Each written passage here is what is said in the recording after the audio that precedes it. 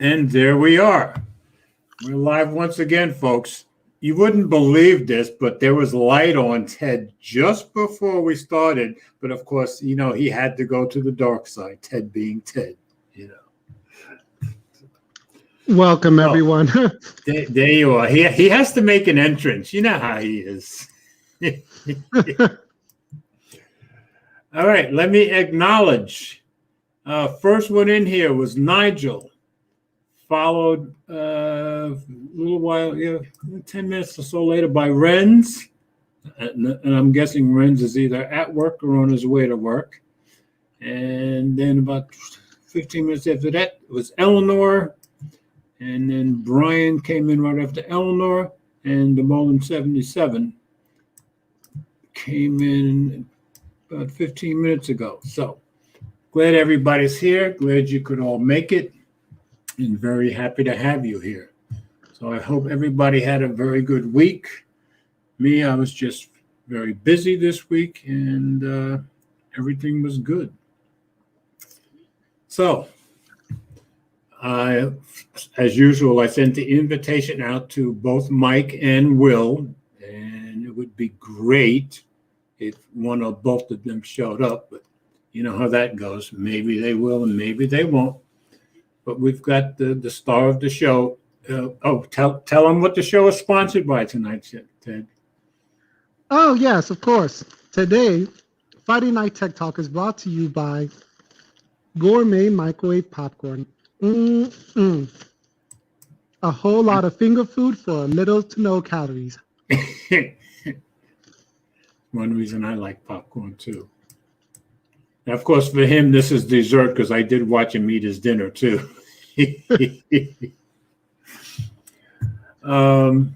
Yeah, as soon as I'm done with work, I have to jump on. I jumped on here because I'm working overtime. Oh, so yeah. I gotta find lunch. I gotta find dinner where I can find it. Exactly. And let's see, Brian's comment. Will might come in to roast a Pixel 6 design.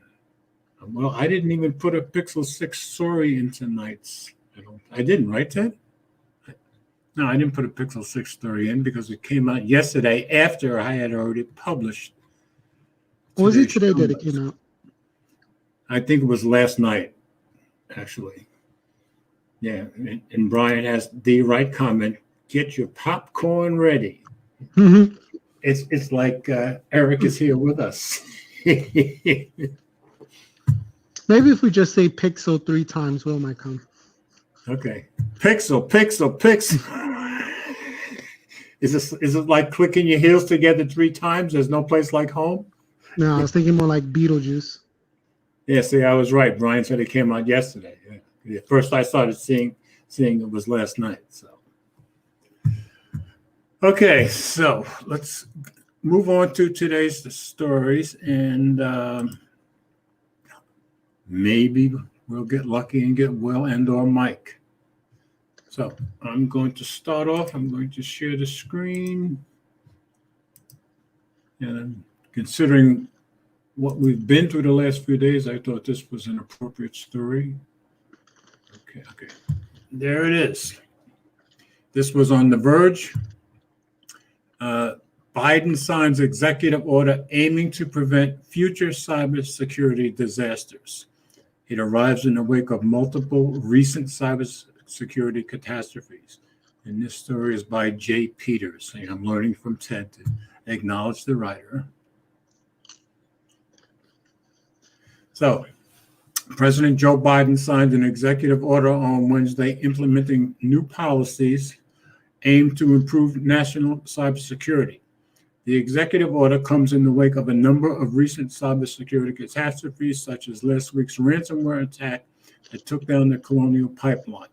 Oh, yes, and around here in Chattanooga, 2 days ago, it was almost impossible to find any gas. Today, some gas stations still had no gas, but if you drove around a little bit, you could find some gas. So looks like things are slowly getting back to normal. Go ahead, Ted. Yeah, I was going to say the pipe just opened up today.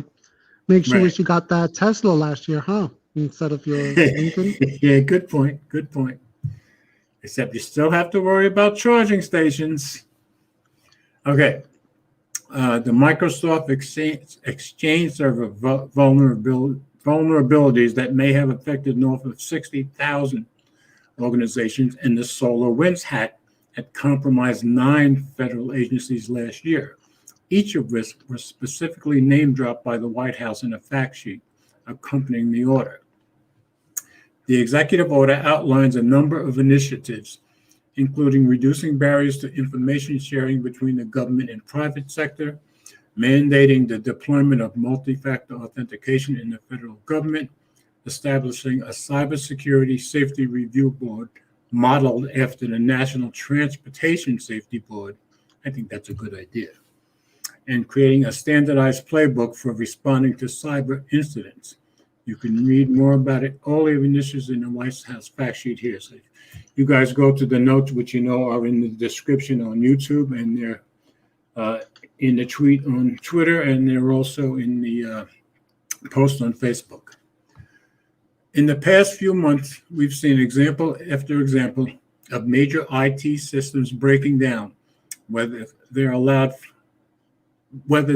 for a huge effort like the email server hack for the state-sponsored Chinese hacking group Hafnium.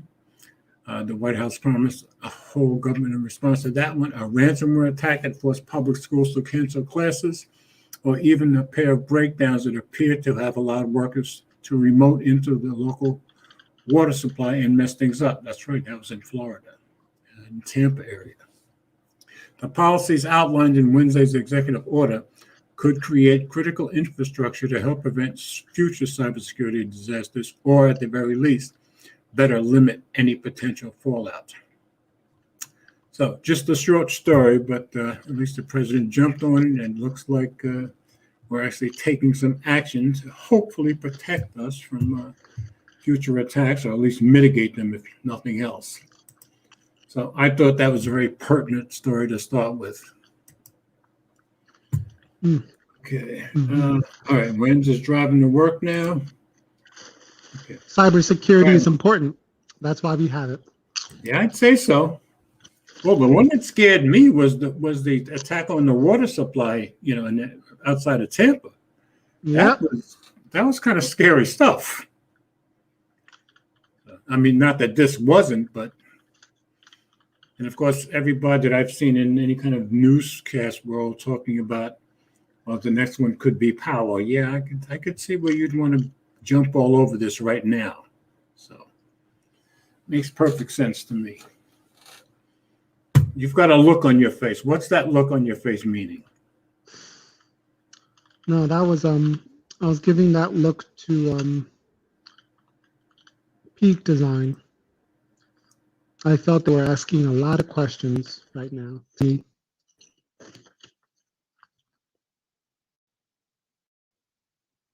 George?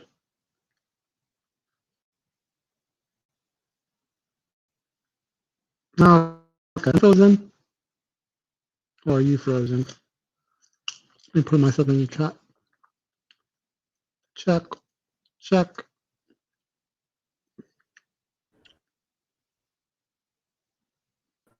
Oh, okay, it's George. Okay.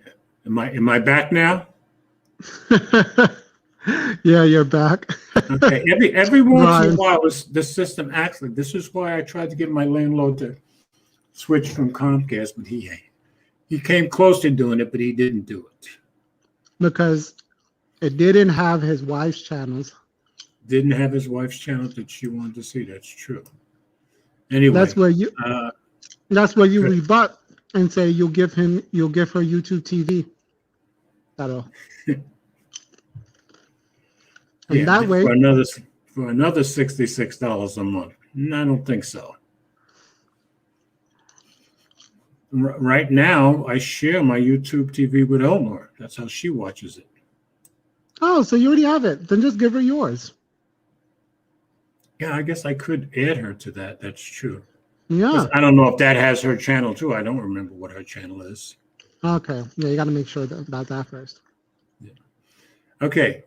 Are we ready to go into the next story? Oh, yeah. This is me. It's you. I'm sharing it now. Okay.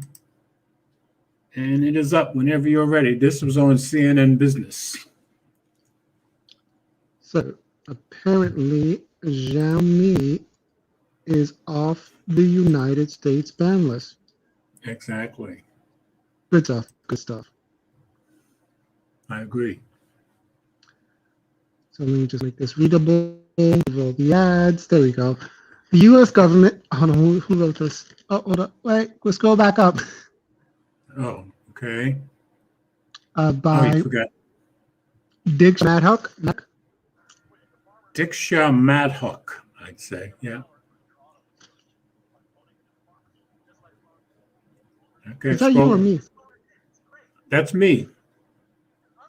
Oh, you mean the talking? That's Yeah. not me. It's got to be you. No, it's got to be you. It's coming from you. It is me. Ugh. Apparently, readability mode on Mac OS doesn't turn off the sound. That's crazy. Oh, okay. These Okay. ads, man, they're getting wiser.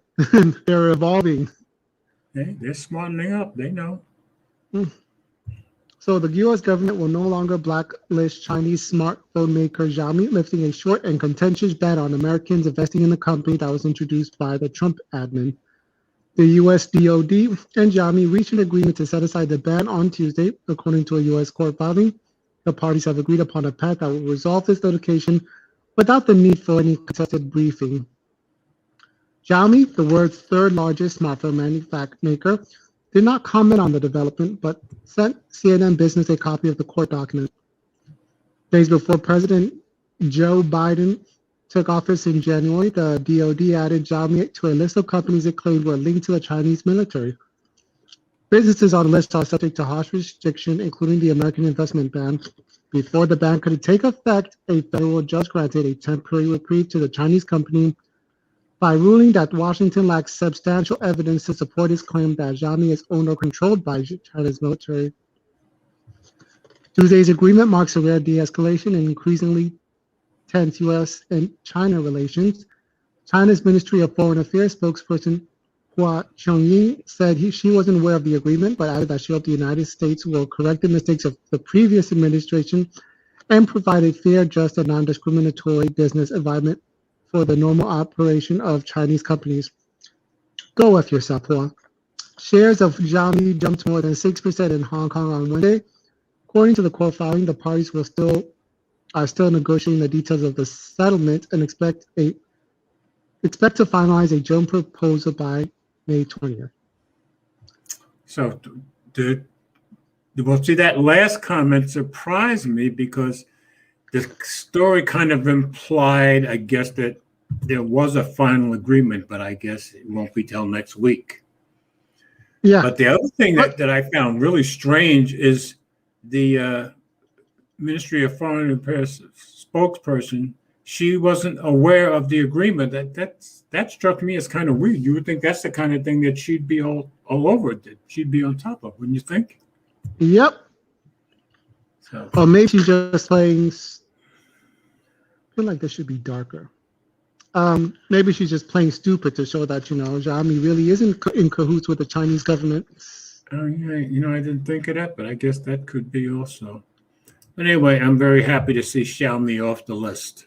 So I didn't realize a judge had put a hold on it, really. So yeah, but I do remember when Trump put them on the list, and I'm like, boy, this is awfully late, because it's right. It was only like a couple of days before he left office.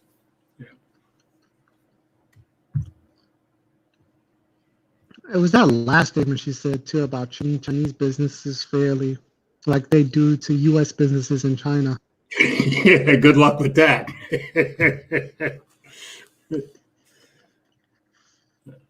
Why is TikTok still here? That's what I want to know. Yeah, because it sure sounds like they were going to be gone, but they haven't gone anywhere. And they keep getting bigger. And they better be paying taxes. That's all I'm going to say. I would hope. Nigel is letting us know he's close to buying the Huawei Mate X2. So I wonder how much money he's got. Isn't that like $3,000? Well, that was just above Yeah, it was about 3,000. Yeah, it was right. Just anyway, I So hope I you guess get a that means good he got price his on it. money back. Well, I think he sold a few devices. So. Remember his bank account got hacked? Oh yeah, yeah. Well, I think he had told us it was going to be okay though. Oh yes, Brian saying, let us know how it is, Mate X2 versus Z Fold 2. That's right, because Nigel has that. So. Okay. So moving on to the next story, which I'm pulling up and I'm sharing now. And I found this one on BBC News. I've found in my gathering of stories that the BBC News is always a pretty good one for the tech stories too. So this, I guess, is kind of exciting for people, although you'll see in the story, Clubhouse is not as popular as it once was a few months ago. Anyway, Clubhouse launches on Android as app downloads collapse. And I did check, it is out there in the Play Store. So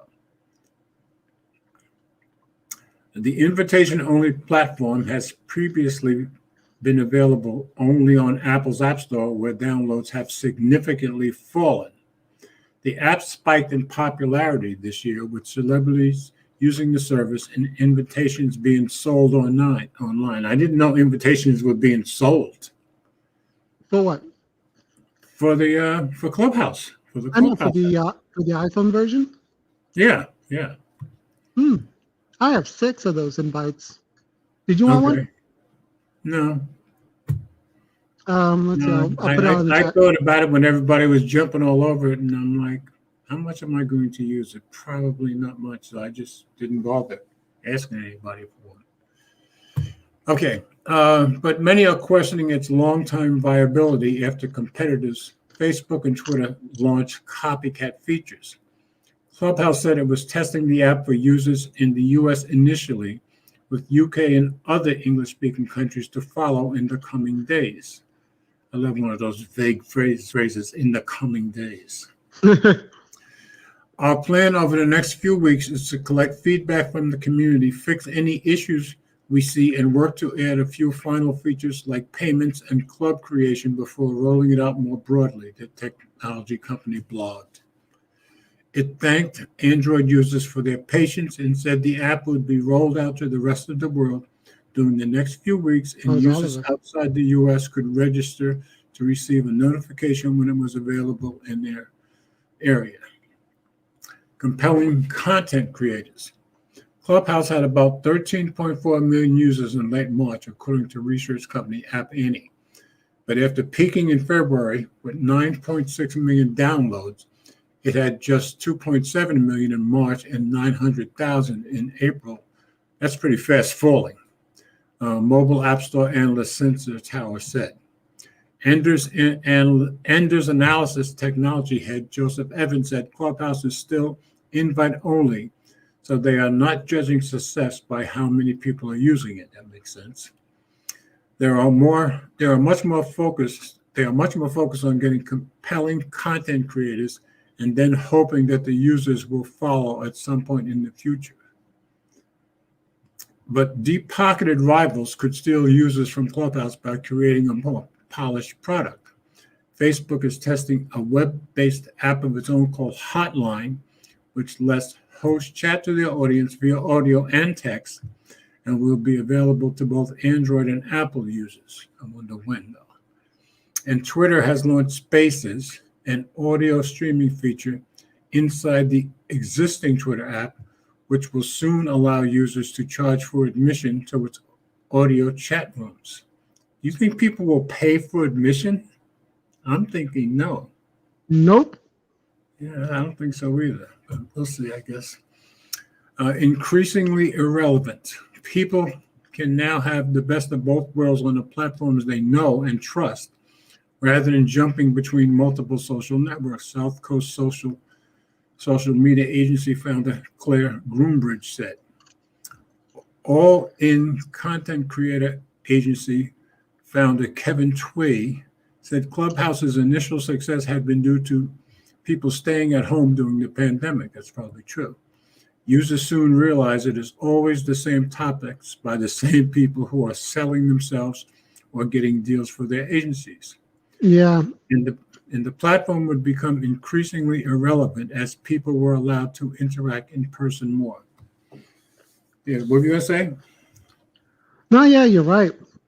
To me, I think it's just like Clubhouse is a lot like how people in LA act, always promoting themselves, networking themselves, marketing themselves. Okay. See, I haven't even hardly watched any Clubhouse stuff, so. I was hoping someone would do something like a book review or something, but looks like I'll have to start one and see how that goes. Okay. Oh, No, there was a comment here that I thought, oh, yeah, where it says people can have the best of both worlds with platforms they know and trust. Well, I wouldn't call Twitter and Facebook trusted a whole lot, especially Facebook. So trust. I assume that sound is coming from you again? Oh, we got Keith in attack. Okay.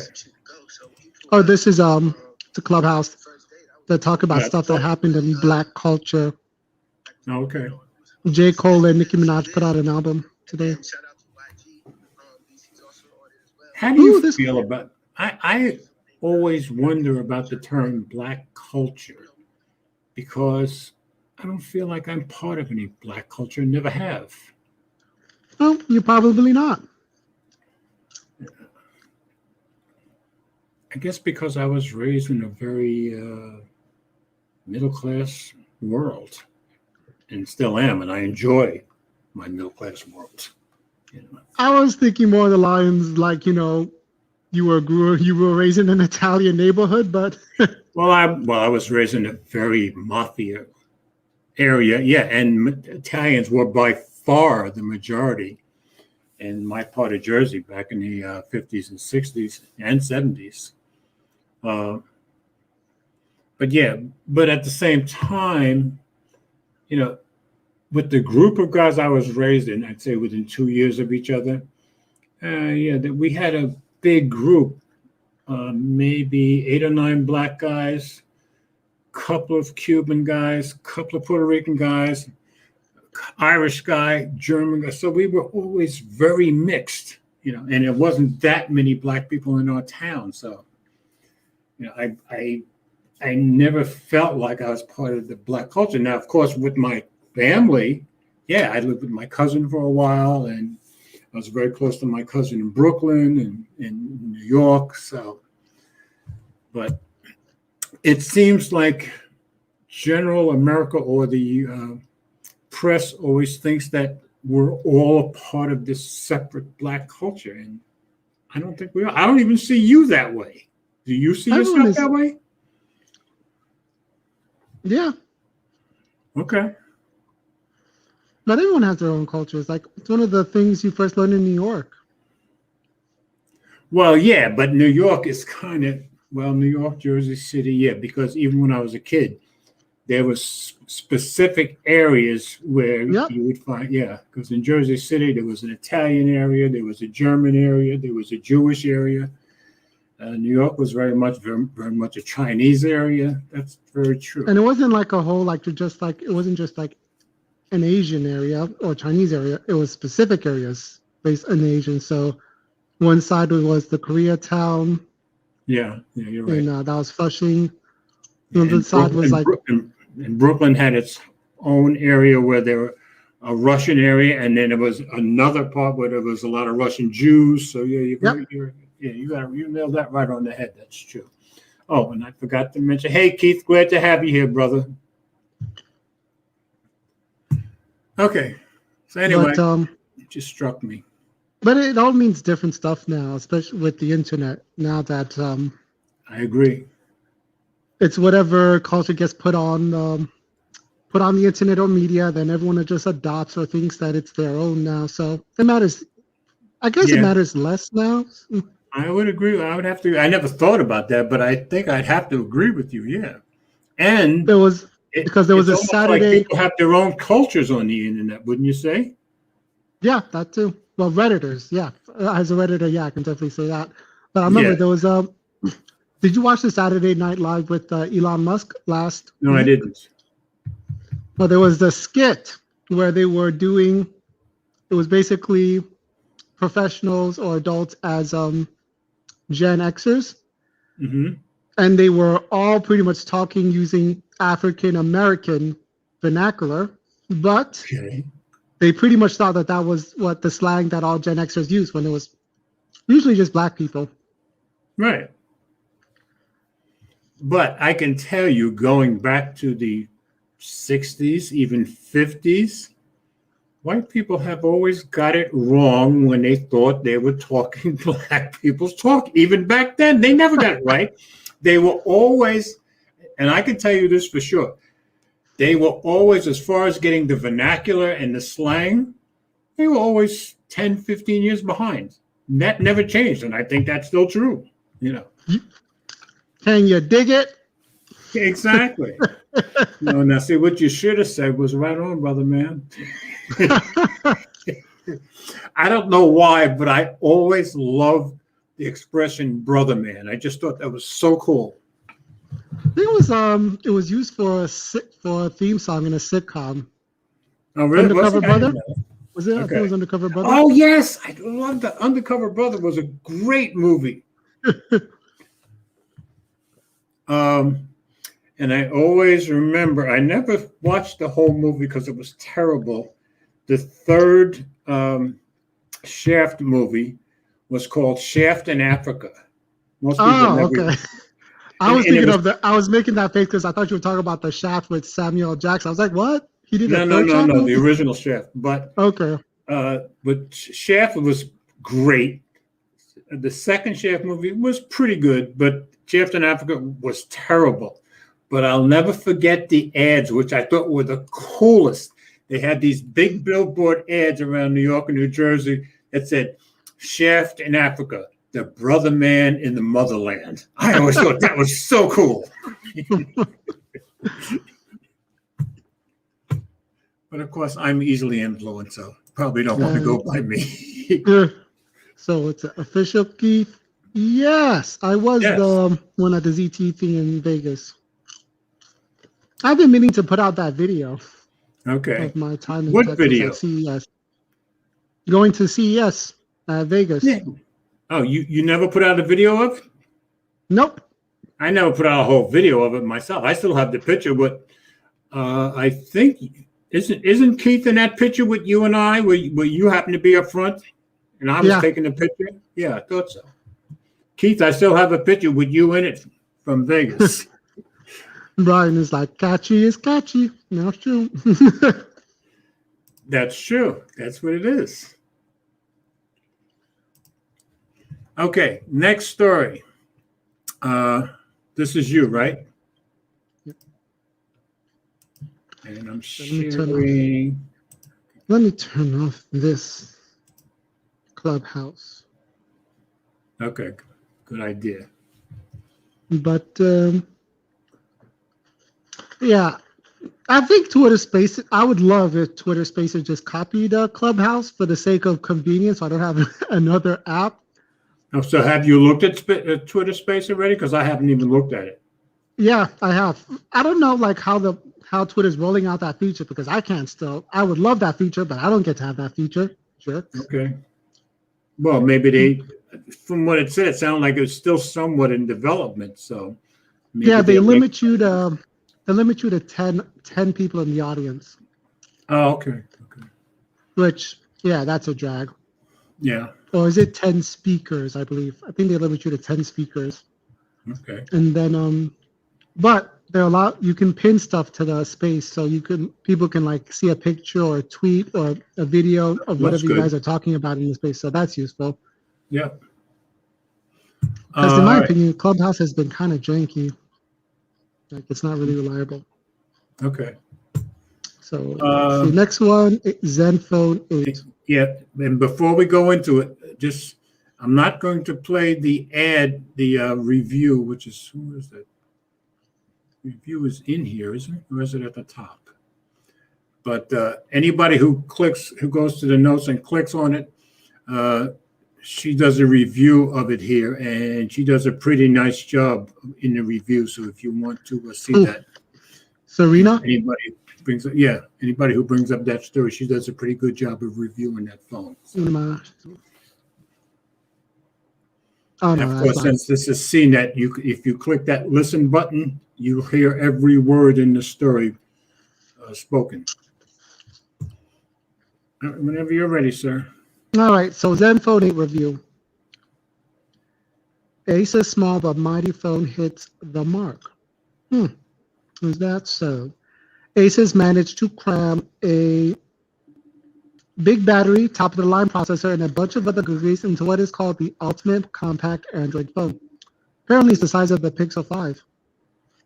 Yeah, very close to it.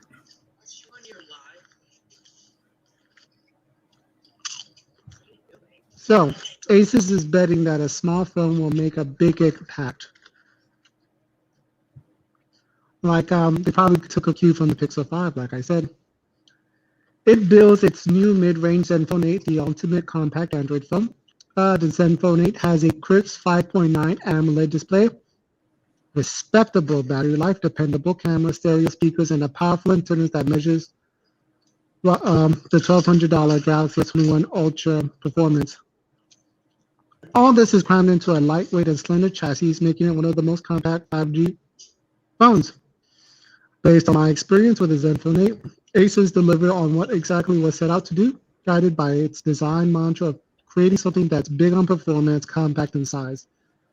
The Zenfone 8 is clear about what it is and what it is not, but the Zenfone 8 doesn't have everything. Oh man, Asus removed that micro SD card slot in storage in the Zenfone 8. Bums. Oh, let me mention before I scroll down. If you look at the likes and don't like, the crisp and responsive display, stereo speakers, lightweight slender design, IP rating, but no expandable storage, no zoom on the 64.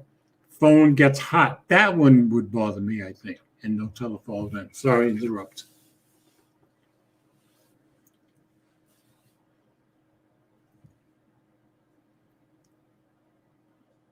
If you're talking, I'm not hearing anything. Okay. Last year's Zenfone 7 lineup had expandable storage up to 2 terabytes. There's no support for wireless charging either, and it's not as petite as the iPhone 12 mini. The Zenfone 8, which has been launched in Europe, starts at around $730, about 599 euros. 510 pounds, damn, that's good. A US rollout is in the cards too, where pricing is expected between $600 and $800. Wow. Yeah. US prices are not finalized. And look at what all comes in that box. Apparently, you get a case, a phone case that doesn't look like trash.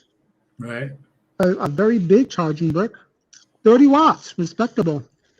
Cool. In some cases, a SIM ejector tool, but everything you would need for about $600. Or $800, we don't know. I'm assuming that's for the, the same stuff is going to come in the boxes, whatever price you get. Yeah. So you remember the Zenfone 7 and Zenfone 7 Pro? Nope. The two phones were released by Asus last year, made headlines for the cool camera module that flipped over the top of the phone. Yeah, don't you remember that? The camera that flipped? Yeah, I remember. Okay. I remember that. Compared to Asus's bold effort last year with the Zenfone 7 lineup, the Zenfone 8 feels like an especially safe play. Even though I recognize the effort the Asus made to make a slender yet powerful phone. To be clear, Asus didn't get rid of the cool flipping camera entirely. The Zenfone 8 Flip has an upgraded version. The device will likely not see a US release, however, and I will send the base version for review. This year, the camera bump does not flip. Like many phones, it's in a fixed position on the upper left corner of the device, housing two lenses, a flashlight, and a microphone. There's also a subtle Asus branding slab on the device's frosted glass rear. On the front, you'll find a crisp. I'm not really feeling this reporter or article. It's very repetitive. On the right side, there's a volume marker power button that can be customized to access system and feature apps.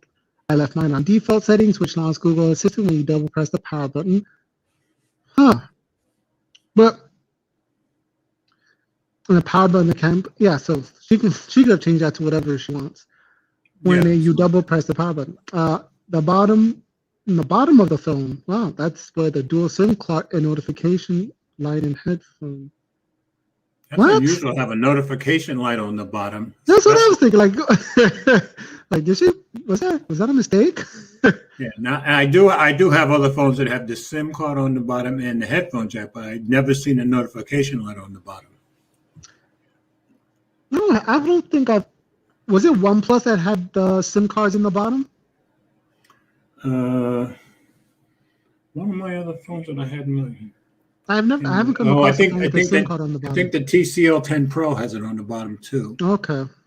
And of course the Galaxy A52 has the headphone jack on the bottom. And so does, again, it's worth repeating, the Zenfone 8. Yay. Okay. When I reflect on this phone, another word comes to mind. That mind is durability. The Zenfone 8's IP68 reading means it's water and dust proof. Plus, this phone relies on the most resilient Gorilla Glass Victor shielding from Corning to protect it from shattering when dropped. So back to the display. She mentions for the third time the 5.92-inch OLED panel from Samsung. It's a peak brightness of 1,110 nits. In addition, it has a full HD plus resolution that's 2400 by 1080. It's almost trying to be quad HD. Appreciate that. Yeah. Which can be dialed back to 90 or 60 hertz to preserve battery life. Most phones have refresh rates of 60 hertz, which means the screen's 120 hertz displays can look smoother when scrolling through web pages. By comparison, that's the same speed seen on the Galaxy S21. She doesn't mention whether it's adaptive, though, or whether you can she didn't. Elect it. The display was ultra responsive, 240 hertz touch sampling rate, and 1 millisecond response time, and an in-screen fingerprint scanner. Take all this into account, the Zenfone 8 has a fantastic display for its price range. Even though it's not a WQH display, I think it's one of Zenfone 8's most attractive features. I feel like she's also leaving stuff out too, once again. Like how it displays color and all that whatnot. Okay. And she does talk about that in the video review. Okay. Zenfone 8's dependable dual cameras. The Zenfone 8 rear camera consists of 64 megapixel sensor and a 12 megapixel ultra wide sensor. That's one less than last year's pricier models, which featured a third telephoto lens. In front, there's a 12 megapixel selfie shooter. The Zenfone 8's cameras rely on Sony's IMX686 processor, the same one used last year. Does that mean it's the same cameras like last year, just minus the telephoto? It sure sounds like it to me. The camera produced. And when she does her video review, I was kind of leaning towards thinking about buying it, but once she got to the cameras, it sounds like they're okay, but he says they're that dependable. kind of pushed me the other way. Oh, why would you worry about camera? You got the Galaxy S21 Ultra, don't you? Because I want every phone I have to have a great camera. Of course, that's not going to happen, but I mean, the cameras on this could be great. They're good, according to her, but not great, according to her. It shoots 8K video. That's true. And the digital zoom maxes out at 8 times. On the spectrum of smartphone, this isn't the best camera I've ever used. Not even close. Nor is it the best phone camera for its price range, not while the Pixel still exists. Exactly. But I think that's forgivable because the camera isn't the main selling point of the Zenfone 8, nor is it marketed to be. And as I said earlier, my pictures were respectable in most lighting environments. Here are the cameras in action. Yeah, and you mentioned while a Pixel is just, I would also add the A52 because I think the A52 cameras will beat this one too. Okay, and Okay, this is over. It's a little bit overexposed. See, in good lighting, the Okay. pictures come out beautiful, as you can see.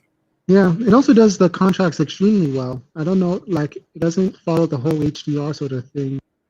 Yeah, but see, in this one, I think it could be sharper, this particular picture. But yeah, the other pictures look great. Beautiful photos. Yeah, this is the telephoto. Default settings. Where's the telephoto? Oh, wait, did I miss the telephoto? Oh, here's an eight times zoom, which I think that came out good. Let me go back up again. Is that the selfie? Capture those. All right, The so yeah, selfie see, cam- on this 8 times zoom, I thought this could have had more clarity. That's what I thought. It's I certainly thought a the bit one- sharper. Yeah, more definition. Yeah, I thought the But one yeah, with the buildings came out good. But she's zoomed in, so that's part of the course. But is this her selfie camera that she's using here? Because if it is, that's pretty okay for a selfie. Is it down? Oh yeah. Now see, she mentioned that in her video that it blew up her brightness too much in this one, and I agree with her. Oh, so she's not that color. She's not that bright. No, not even close. Oh, the light's fantastic. This looks more like her. Okay. Oh, okay. Okay. They whitewashed her. But you see, this is the iPhone XS, a 10s Max, as opposed. You see the difference. Yep. Big difference. Quite the difference. Yeah. But I think the Asus did well with her hair than the iPhone. Yeah, but in her video review, she said it sounded to me like the weak point was the selfie camera. Okay. Well, I mean, besides her whitewashing, the Asus did well with her hair. Yeah. It also, let me go back and look at her hair again. Yeah, but look at the difference. Her hair. See, down here, her hair looks really good, but up here, everything's starting to blend together. Don't you think? As opposed to, see the difference? The iPhone. yeah, but it shows you on the iPhone. Yeah, you can see it clear on the iPhone, but on the iPhone it just looks, it's way too noisy though. Yeah. So, anyway, so all in all, I agree with it's not terrible. It does okay. Where the Asus completely wrecked though was the stairs. Yeah, that's where it was really struggling. let me go back up. In the selfie, George.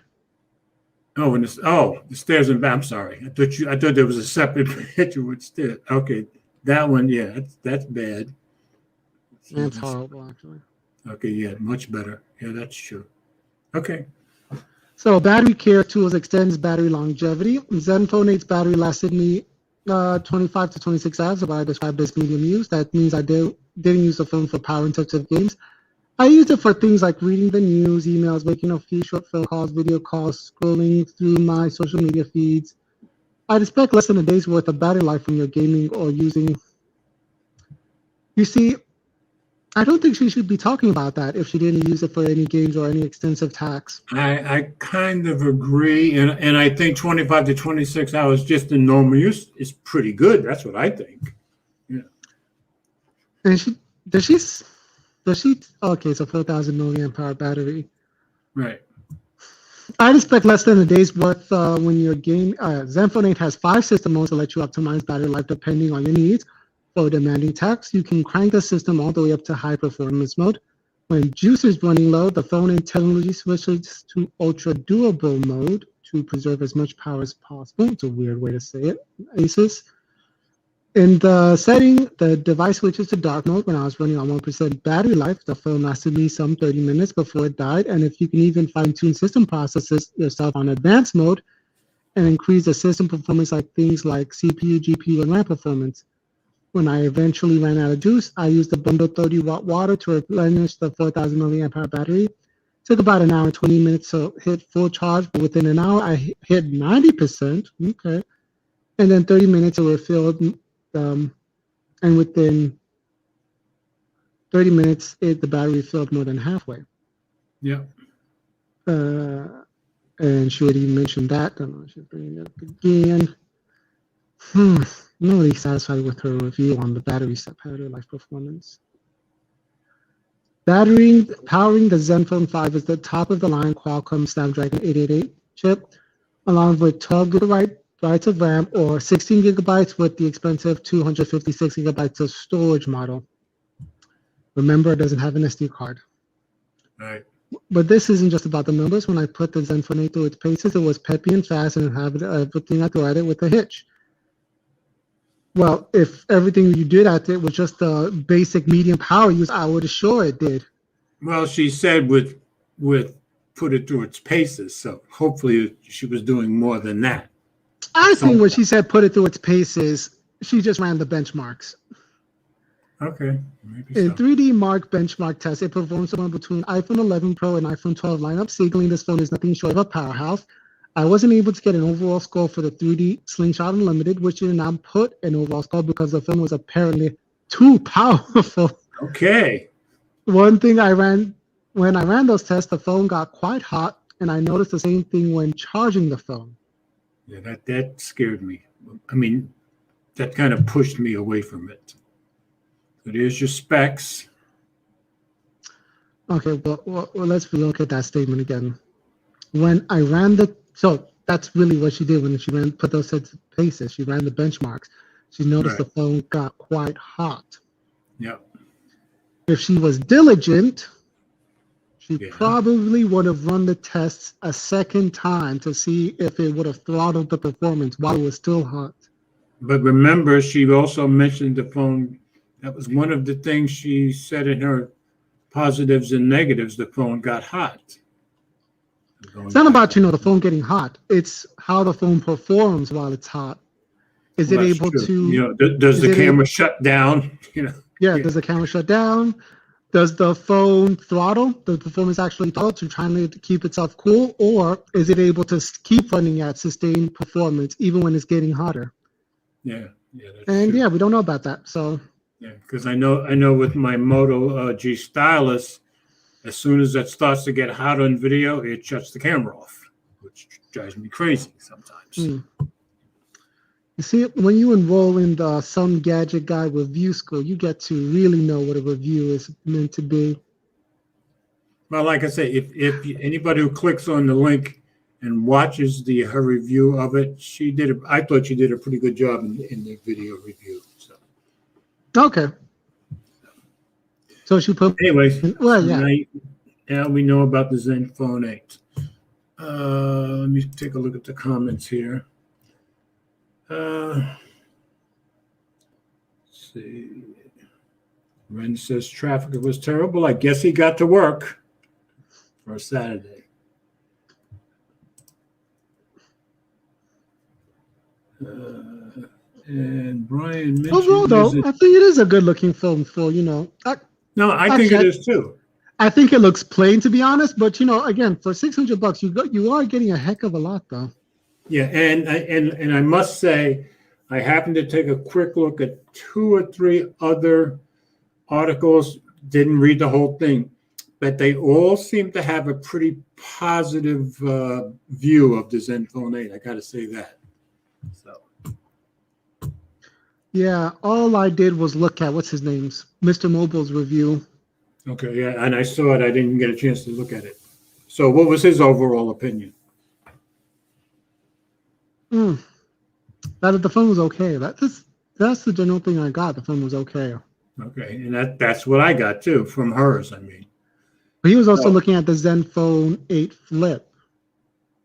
Which, yeah, I keep thinking I need to get a Flip. Yeah, but I was interested in that phone, especially the Asus Zenfone 7, because the rear camera is the selfie camera, so it's the better phone. Right. Oh, and Renz, I guess, missed your earlier comment, so you can answer him now. Oh yeah, gourmet popcorn. Gourmet microwave popcorn. And Renz is saying, I guess, about the Zenfone, the camera module is not proportional to the back case.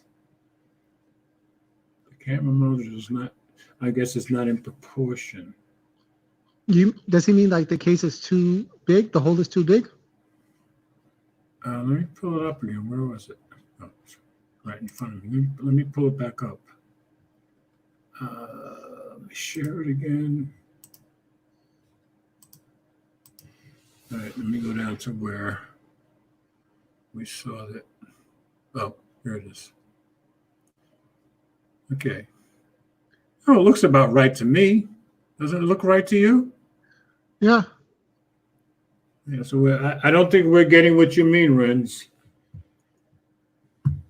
He's telling you look at the back of your S21 Ultra or the iPhone 12. Okay. Here's the back of my S21 Ultra. Let me see, look at the back. 21 Ultra or the iPhone 12, which I have right next to me also. Okay, there's the back of both. Yeah, he's saying the camera module is too low there. I don't think so. Not from what I'm seeing in the picture, but I could be wrong.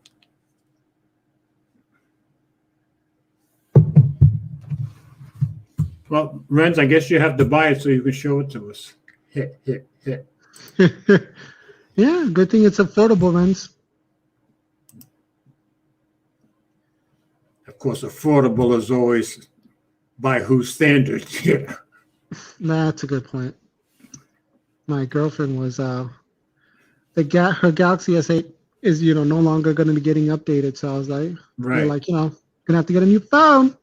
Okay. So at first I recommended the Galaxy S10. I looked on Swapper, $250, and she was crying. She's like, $250. Oh, Well, and Renz is saying that's what Mr. Mobile said about the camera in the back case. Okay. The camera module is too low. Yeah, this I think I need to see in person. And Renz is making a very smart point here. Yeah, 600, you'll buy a Pixel instead. I agree with you there, Renz, completely. I'm sure Ted does too. It reminds me of the Axon 7 argument where, it doesn't excel at one thing, but it does multiple things good. Yeah, so that's why we buy but it. The Axon 7, I think particularly for the time that it was out, it took particularly good pictures compared to most phones. For better $400, than most of the. For $400, yeah. Yeah. So I don't think you're going to get that here. But I'm saying when the Axon 7 came out, they were made the Pixel and iPhone. There wasn't much else that could beat that camera at the time. Especially the front camera. Yeah, but Brian says, yeah. Got to agree 100%, Brian. I'm seeing awesome value here, though. Like if you guys were complaining about the Pixel 5, but it's only a Snapdragon 765. Well, here it is. This is a stronger, Ren just saying, rewatch Mr. Mobiles later. Yeah, I'll have to rewatch this. And I'll have to watch it for the first time.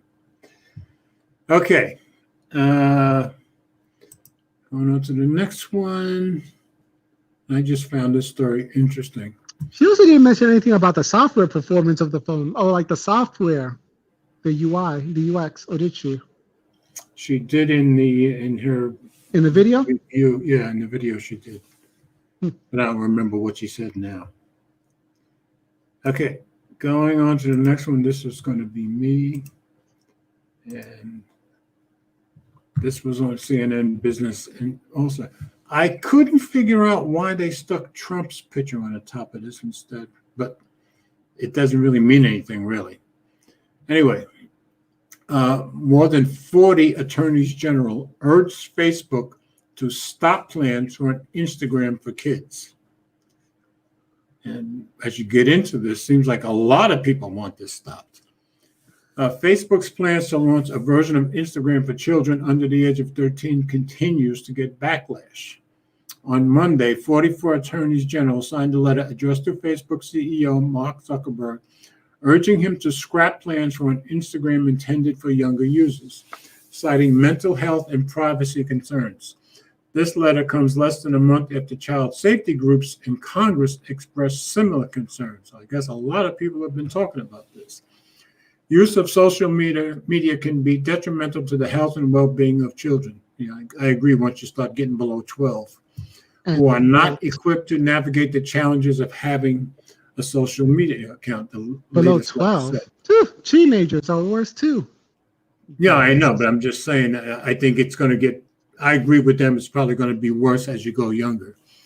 Further, Facebook has historically failed to protect the welfare of children on its platform. Facebook has failed to protect anybody on its platforms. The attorneys general have an interest in protecting our youngest citizens, and Facebook's plans to create a platform where kids under the age of 13 are encouraged to share content online is contrary to that interest. Facebook claims such a service would give parents greater control over their children's online activity. I totally disagree with that. As every parent knows, kids are already online. We want to improve the situation by delivering experiences that give parents visibility and control over what their kids are doing, a Facebook spokesperson said in a statement to CNN Business.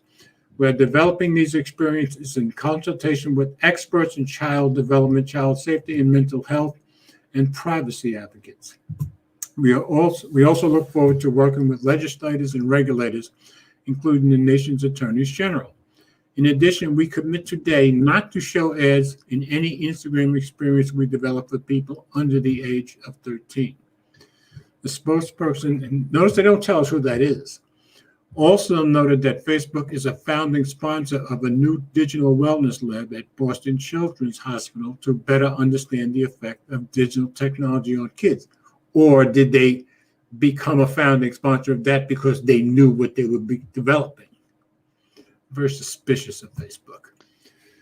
In March, BuzzFeed News obtained an internal Instagram memo stating the company has identified youth work as a priority for Instagram and was moving forward with plans to build a version. What does that mean? It means they're moving forward with a version specifically intended for kids. Youth work, I don't understand what that means at all, but it came 2 days after a blog post from the company titled "Continuing to Make Instagram Safer for the Youngest Members of Our Community." I agree it's a bad idea, which said it needs to do more to combat abuse, bullying, and other issues that occur on the platform. During a congressional hearing in March, Zuckerberg was asked about the company's plans for building a version of Instagram for younger users. I find that very concerning, targeting this particular age bracket, 13 and under, giving the free services. How exactly will we be making money? Said Florida GOP Gus Bilirakis. Or are you trying to monetize our children too and get them addicted early? Yeah, it sounds more like it to me. Yep. As Zuckerberg said, the platform is still early in our thinking, and there is clearly a large number of people under the age of 13 who would want to use a service like Instagram. Yes, but is it good for them? Instagram does not formally allow users under the age of 13 onto the platform, but because there is not a strict age verification, some younger users have accounts. Well, yes. While a more safety-forward service could, in theory, better suit that untapped audience, the letter from the attorneys general expressed great concerns around privacy, noted that children may not fully appreciate what content is appropriate for them to share with others, the permanency of content that they post on an online platform, that's true, and who has access to what they share online. They are also simply too young to navigate the complexities of what they encounter online. I agree. And this is just Instagram, not Instagram TV? No, just Instagram. Yeah, that's BS. They don't need that. I agree. This wouldn't be Facebook's first time showing interest in developing a children's version of one of its services. Messenger Kids messaging app targets users ages 6 to 12. Yeah, I mean, you're gonna start giving 6 and 7-year. This is a really bad idea. I gotta agree. Seems like a lot of people agree. So anyway, very interesting story, and I hope they don't develop it personally. And Ted, Let's do this. okay. Okay. You disappeared on me. I'll probably take it seriously if Mark puts his own kid on their Instagram. Yeah, good luck with that. Don't hold your breath. You know. Let's see. Oh, that's you. Oh, it's Eleanor. Good night, Eleanor. Good night, Eleanor. Have a good one. That's right. She's going to work tomorrow. Okay. And these kids don't even have phones. I'm not putting the app on my phone for them to watch. No, they probably have phones. Their parents probably bought. Under 12? I Under know 13? a lot of people that buy kids' phones under 12. There's a specific market for phones for under 13-year-olds. And that's like, those speed dial necklace phones or. Okay, yeah. Anyway, I just think it's a bad idea. And who trusts Facebook with their kids? I mean, come on. And think about the hacks that Facebook has already had. Imagine now they're going to start hacking your kids at 9 or 10 years old. That's not a good idea. Yeah. I'm thinking, how does YouTube get away with YouTube Kids? My impression, and I remember when that came out and they made a big deal of it, but my impression is YouTube Kids is somewhat of a flop. Don't you get that impression? I have no idea. Okay. I mean, because it do they just still fell show off. ads? I've never watched YouTube Kids 1 minute, so I don't know. Any of you guys know if YouTube Kids show ad? Maybe Ren's? Anybody with little kids? So I have no idea. I remember there was a huge thing though about content that wasn't really kid friendly, but was still marketed as being kid friendly because Yeah, that's true. I remember that. That's true. Because YouTube Kids had extremely high watch times because kids just sit there. They just sit there and watch it. Yeah, that's true. I don't know. Okay, Renz is saying he only has Messenger for communication. Facebook only Messenger will make sense for communication. Yeah, that's true. Yeah, because Eleanor uses Messenger a lot with both her coworkers, with me sometimes, so that makes sense. Thanks, Renz, for answering. Okay, anyway, that was a pretty interesting, somewhat intense story, I guess. All right, Going on to the next one, and this one's going to be you, Ted. Yeah. This is on BBC News again, and I just thought it was good to follow the Facebook, Instagram story with this story, and this sounds pretty scary if you're working it to me. So whenever you're ready, sir.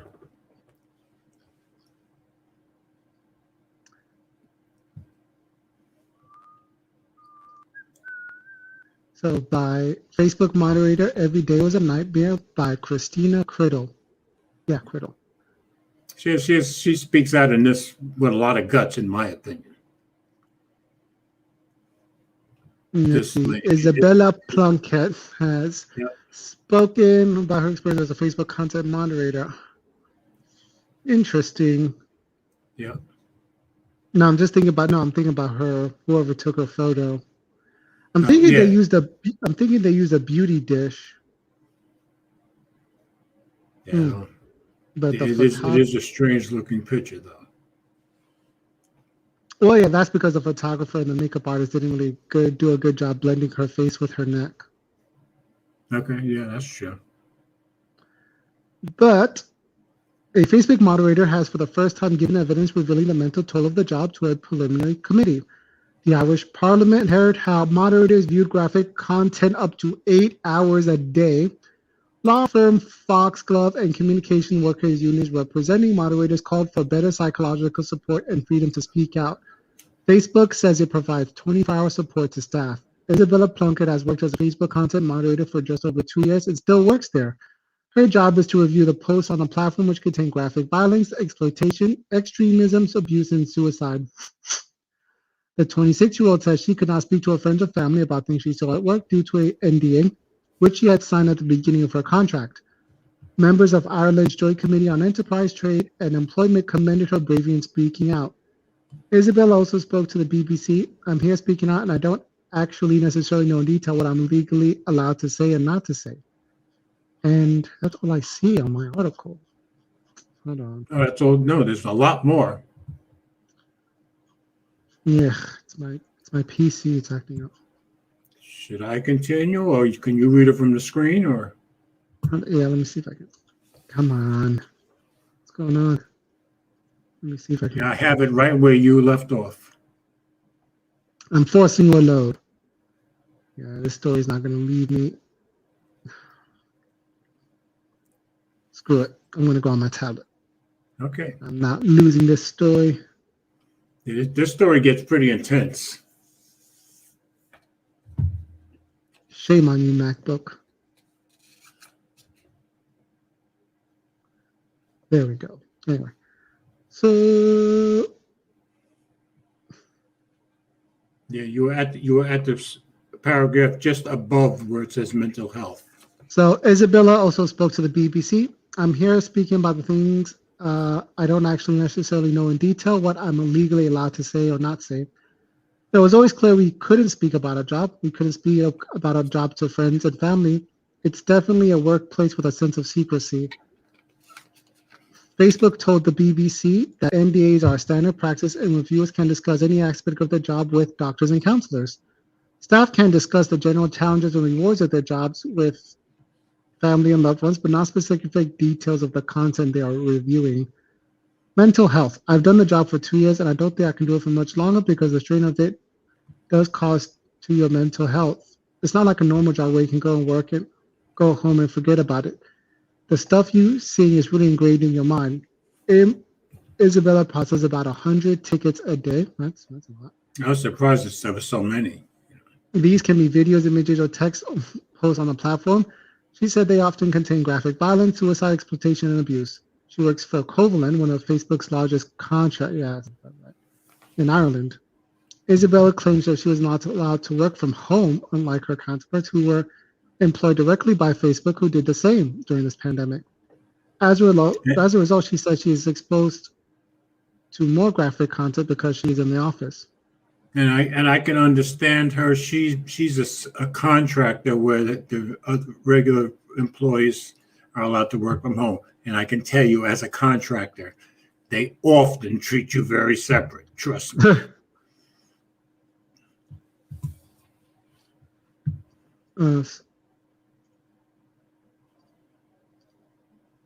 Interesting. So the high priorities queue, the graphic violence, the child stuff, the exploitation, and the suicides. People working from home don't get that. The burden is put on us. Despite having shielding family at home, she was told to come to the office and develop anxiety, for which she says now takes antidepressants. Every day was a nightmare, and that support given was insufficient. Facebook says psychological help is available to all. It's moderated 24 hours a day, but Isabella claims its wellness coaches are not qualified psychiatrists. That sounds about right. It was seen that the wellness team, but didn't feel good. I got the support I needed. I can't say I left work feeling relieved or knowing that I could go home and have a good night's sleep. That's not possible.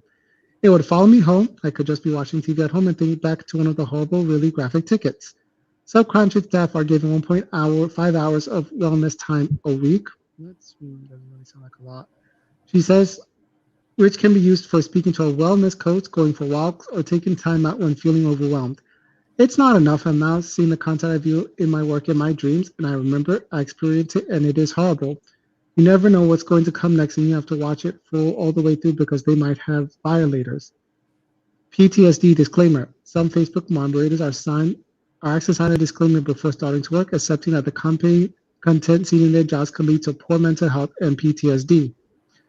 An example of the contract read out in the community said, I understand that exposure to this content may give me post-traumatic stress disorder. I will engage in a mandatory wellness coaching session, but I understand that those are not conditions and may not be That may not be sufficient to prevent my contracting PTSD. How did this job escape a lawsuit exactly? You would think there's one in the near future. A Facebook spokeswoman said, everyone who reviews content for Facebook goes through an in-depth training program on Facebook's community standards, and it has an access to psychological support to ensure their well-being. The problem there is, yeah, they go through in-depth training on Facebook's community standards. Sounds like they need some in-depth psychological support training, which they're not getting. In Ireland, they get a 24/7 on-site support with trained practitioners and on-call service and access to private health care from the first day of employment. Well, the private health care sounds good, yes. So they do have the chance to speak with a therapist. Yeah, I just think it should be part of the training somehow. I wonder if they get sick days, though, as contractors to go see the therapist. And most contractors don't, so I don't know how it works in Ireland, though. We are also employing technical solutions to limit their exposure to potentially graphic material as much as possible. This is an important position, and we are committed to getting this right. Technical solutions. Let me guess. They're probably going to say that they're going to try out grayscale, where they show the content in black and white to reduce the impact. No, that's not what they said, but go ahead. Okay. Facebook uses a combination of machine learning algorithms and human moderators to review content. In the future, it hopes to reduce the number of human moderators through machine learning. But Isabella says this was a Facebook fantasy. That means systems were not even near that stage. Really? Wow. I would think she's going to get in trouble just for that one remark. Speaking to the committee, Isabella said that people are intimidated by the NDA process and are afraid of losing their jobs. She cited an internal communications platform on Facebook in which workers' posts were deleted when speaking up. Facebook denied these claims and said no disciplinary action is taken for employees raising concerns. People complained about the treatment and what was going on and how they felt unsafe. It was clear that it was being censored because people's comments were being deleted, accounts were being disabled. She said her experience drove her to give evidence. I just had such a feeling that I needed to do it. I need to speak for the people that are too afraid, that feel that they have too many responsibilities and they can't afford to take any risks. I bet you the pay must be good, though. I hope it's good. Yeah, the pay is always good when you're a contractor, subcontracting to somebody else. But not all the time. I'll be shocked if today she's still there, because it's a subcontractor, which means you have no rights at all. And the NDAs, all the contracts always say we can fire you for any reason, and you have to sign that. And so does the company that she's working for. And I'll be shocked if they didn't call up that company and say, we want her out of here now. I'll bet you she's not there anymore. Especially when she's directly contradicting them when they're saying they're not deleting employee stuff. And she's saying, yes, they are. You know, and she's a subcontractor. They're not going to take that crap from a contractor. You know. Anyway, I give her credit for a lot of bravery for speaking out, as forthright and honestly as she did. Round of applause. Thank you, Isabella. That wasn't easy. Yep. Anyway, I thought that was a really good story and a pretty intense story. Sounds like if it's getting in your dreams, and I could see where it would, that sounds pretty intense, man. It reminds me of this story for that Google contractor experience years ago. She was on the moderator team for, I think it was YouTube. Uh-huh. And yes, she was a contractor as well. And yeah, she was a contractor as well for Google. Excuse me. And yeah, she ended up getting PTSD. Yeah.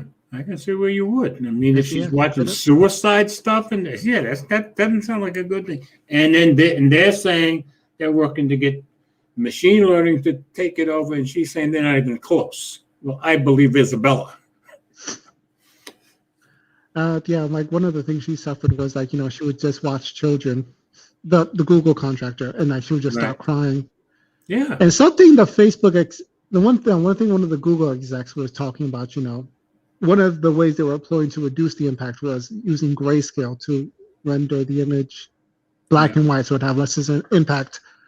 But the reporter also said that it seemed like Google was looking for it was a human issue where they just needed to find the right people who were just able to content moderate all this stuff that would not be affected. Do you know who they would have to get? Serial killers, yeah. Well, anybody who gang members, mafia guys, these guys have like no conscience at all. That's the kind of people who could not be affected by this. You know, I'm looking at comments here. But then they would have the separate problem where they'll probably take their work. They would literally try to take their work home with them. Well, yeah, but at the same time, if you hired that kind of person would get pissed off and beat the crap out of a boss. I guarantee you. I guarantee you that. Yeah. The type of person who is comfortable just watching violence as a 9 to 5 is not the guy you want to be around. Yeah. I was raised with these kind of guys. I can tell you, yeah, they could watch it, but don't piss them off. But yeah, you could fire the guy, but not before he put you in the hospital. Ren says the only contracted job I want is busting caps and shooting now and ass later. Now I can tell you guys, as somebody who did nothing but contractor programming for 15 years straight, no matter how badly they treat their employees, I guarantee you they treat contractors less, because normally contractors make a bit more money, sometimes quite a bit more money than employees. Because they don't get benefits. Know it, the managers know it, and a lot of people resent you. Trust me. It's because the contractors don't get benefits. They're given that money directly. That's why they put contracts, yeah, because you don't have to pay benefits, and that's what costs companies a lot of money. I mean, like if they were given those benefits, the pay would be the same. Yeah, of course it would. So yeah, because contractors have to find their own benefits, or the contracting company who you're subbing from does. Yep. But yeah, you tend to make quite a bit more money than them, but you often get treated really badly. And the contracts are written so that if they want to treat you badly, they can, and you have to agree to that, and that's fine. But I have to say, there are a number of companies who treat you just like everybody else. I worked at AT&T for 2.5 years the first time, 9 months the second time, and 2.5 years the third time. And they pretty much treated me like they treated the employees, which was cool. And I have to say, the first 2.5 years was with a group that had just moved down from New York, so I felt very much at home with these people, of course. So anyway, very interesting story. And he's saying only because of laws. I'm surprised that the moderators from Ireland. I figured they probably do have a team that's in India. Oh, they might, but they'll bring the Indian, if they want Indian workers, and they do have a reputation for high intelligence and that kind of stuff. They will bring them in, because I remember even when I was at Citibank back in '86. They brought 3 Indian guys in for me to train on my specialty, and we could barely communicate with each other. But in doing the stuff I needed to show them properly, we figured out how to do it. Yeah, and the 3 of them were living in a one tiny little apartment. I was thinking in terms of cheaper labor, but yeah. Well, yeah, they were much cheaper labor because they didn't get paid anywhere near what I got paid, and 3 of them were living in some tiny little apartment. There is a moderator team there's a company that hires a moderator team in India, but I can't remember who it was. Okay. It was featured on, what's it called? Johnny Oliver's Last Night. Was it Facebook or Instagram? You're the young one here. You're the one with the memory, not me. I'll just remember the whole thing. Like, they were talking about, they had to distinguish, how much butt was allowed in a post. Okay. So like, if it was this okay, like this is okay, but here it's too much butt. It's clearly about butt. So this is no good. Okay. I just thought it was like they all had to teach them how to use their judgment and just trust themselves on what too much butt was. Okay. Moving on. And I just thought this was interesting, especially after Saturday Night Live. This was on CNBC. And Dogecoin falls 15% to below 40 cents on Elon Musk crypto about face. This was by Jesse Pound. Look at Lorenz. What's Ren saying? Oh, And I was Brian thinking. is I was saying- thinking the same thing, Renz. I just didn't say it. So Brian is saying he just buys on our phones, carries can eat it if he senses any disrespect. Okay. Okay. The price of Dogecoin fell sharply Thursday morning, sliding below 40 cents per coin after Tesla CEO and crypto booster Elon Musk announced that the automaker was suspending the use of Bitcoin in payments over environmental concerns. A lot of people are worried about that. The price rebounded above the 40% mark late Thursday. Musk, whose car company holds billions in Bitcoin, said he was concerned by rapidly increasing use of fossil fuels for Bitcoin mining and transactions. Yeah, it's big time too. The price of Bitcoin also pulled back following the announcement. And here's this tweet. Bitcoin, we are concerned about rapidly increasing use of fossil fuels for Bitcoin mining and transactions, especially coal, which has the worst emissions of any fuel. Cryptocurrency is a good idea on many levels, and we believe it has a promising future, but this cannot come at great cost to the environment.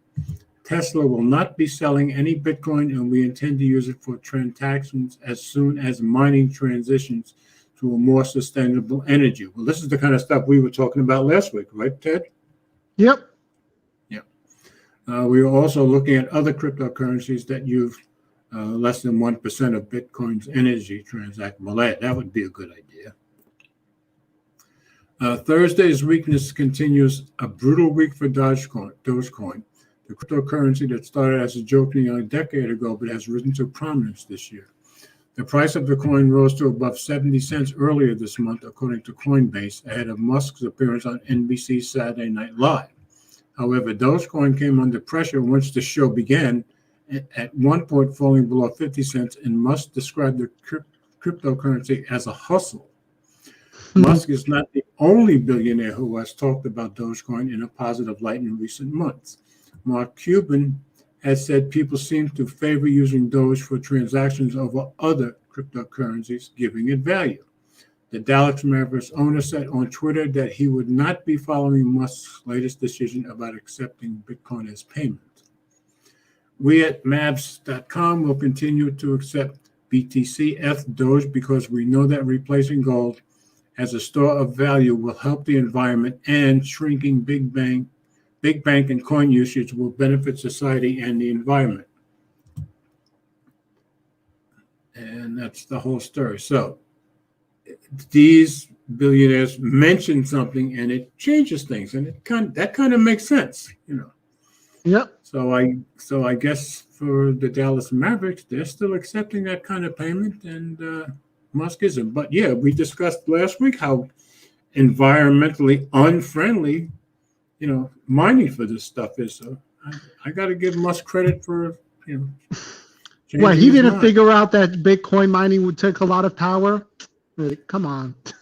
my guess is he probably didn't figure out till after he approved it, you know, to buy Tesla, after he bought all that Bitcoin. You know, that's my guess. That he dumb, because we knew. I don't think I could ever call Elon Musk dumb. Okay. Dumb.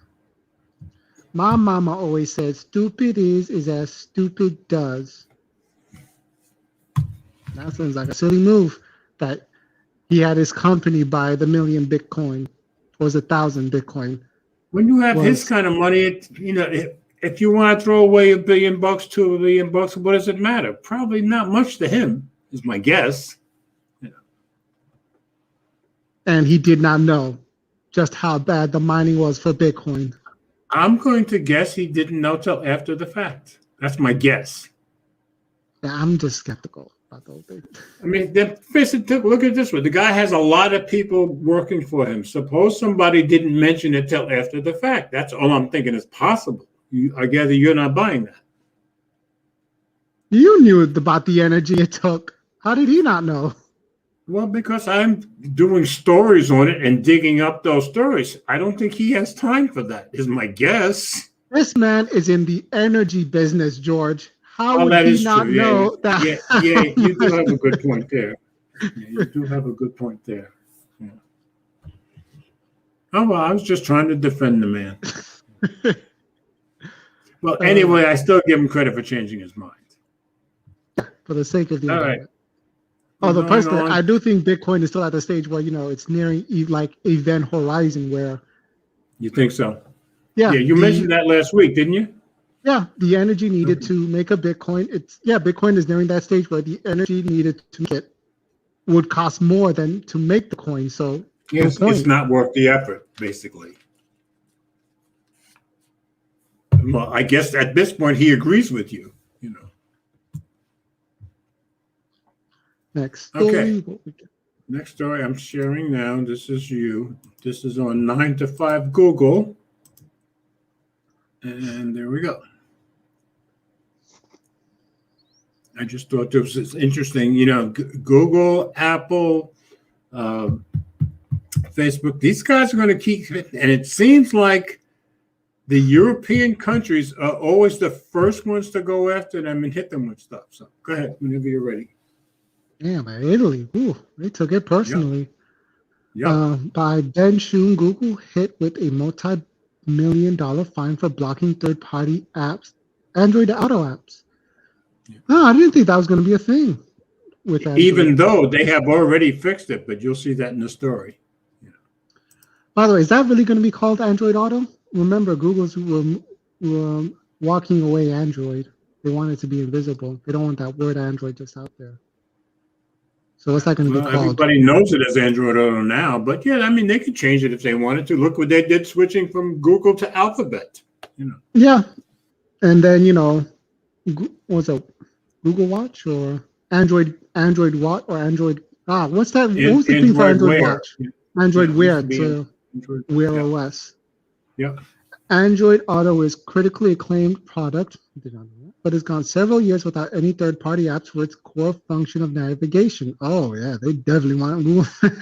Yeah, That's changing now, but of course, case in Italy has just settled with Google being hit with a $122 million fine over Android Auto. The multi-million-dollar fine Google has handed over Android Auto stems from the app called Juice Pass and developed by NLX. The app, which has been attempting to become available on Android Auto for a number of years, allows electronic vehicle drivers to search for nearby charging stations. Italy's competition watchdog said the fine was imposed because Google was favoring its own Maps app over third-party options. By refusing NLX Italia interoperability with Android Auto, Google has unfairly limited the possibilities for end users to avail themselves to NLX Italia app when driving and recharging an electric vehicle. Google has consequently favored its own Google Maps app, which runs on Android Auto and enables functional service for electric vehicle charging. Currently limited to finding getting directions to reach charging points, but in the future could include other functionalities such as reservation and payment. As part of the ruling, the judge ordered Google to allow Juice Pass on Android Auto and to make tools available for other developers to do the same thing. Presumably, this judge wasn't aware that Google just did exactly that earlier this year, and apps with nearly identical functionality are already in customers' hands as a result. Likely, though, this was an ongoing case played a role in Google's opening up the platform. That's true. They needed to try to rework that narrative. Yeah. The authority has therefore ordered Google to make available to NLX Italia as well as to other app developers tools for programming of apps that are interoperable with Android Auto and will monitor the effective and correct implementation of the imposed obligations through an independent expert to whom Google must provide all cooperation and information requested. So my guess is, okay, Google has already done some of it, but I'm guessing they haven't done everything that the court ordered as yet, and they'll be monitoring it. So that makes sense. And let's face it, a $123 million fine, that's like nothing to Google, man. Yeah, that's true. Yeah. It's like you and I paying a dime. I wonder how does how does this fit with Apple CarPlay? Can this be applied to them? I would guess it would depend on whether they're restricting other apps from being used with CarPlay. Maybe they're already allowing it. Maybe That's they true. allowed it from the beginning. That is One true. thing I think is cool though, most cars, at least in Enterprise, and my car that I got a couple of months ago, you can Yeah. get Android, Apple, or Apple CarPlay or Android Auto on it, no problem if you want to pay for it, of course. Okay. Getting it. But I don't pay for Android Auto. I just turn on the Bluetooth and play whatever I want from my phone through the car. That's all, which works for me. But then I'm cheap.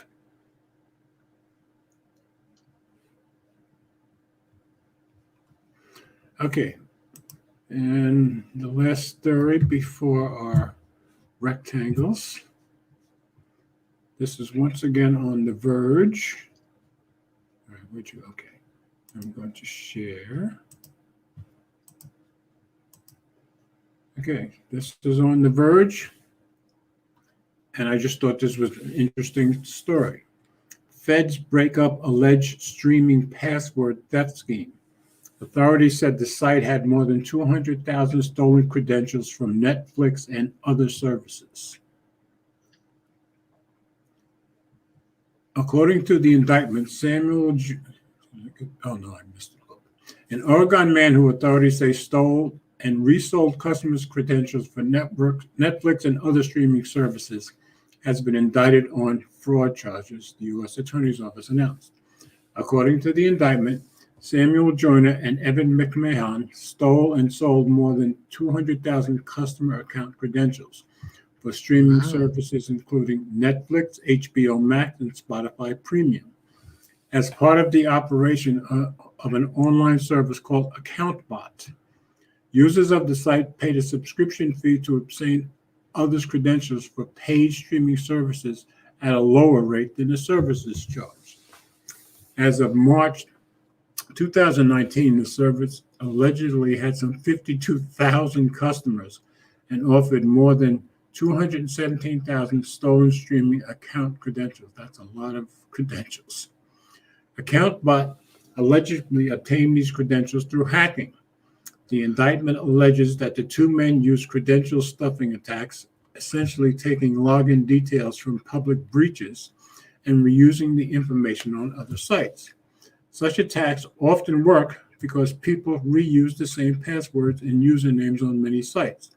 Joyner and McMahon used an automated tool to verify the stolen credentials.